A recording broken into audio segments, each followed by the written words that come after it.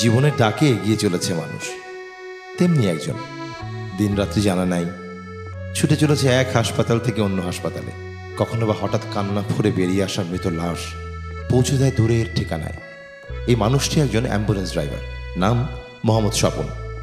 এই ঈদে স্বপনের বাড়ি যাওয়া হবে না, সময় কাটবে তার হাসপাতালের গেটে আমাদেরই কোনো এক আপনজনের সেবায়। একসাথে ঈদ করলে তো ভালো হতো। অ্যাম্বুলেন্স যখন চালা একটা দায়িত্ব আছে না, এখন কি করব? ছেলেটার কথা খুব মনে পড়তেছে। এটা আমার ছেলে ছিল।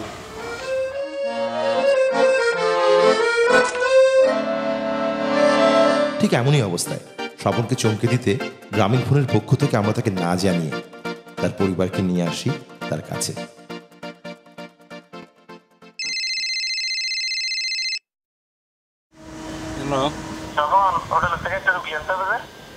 হ্যাঁ, কোন হোটেল থেকে? সামনে হোটেলে 207 নম্বর রুম থেকে। আচ্ছা ঠিক আছে, আমি আসতেছি। When fortune smiles on something as violent and ugly as revenge.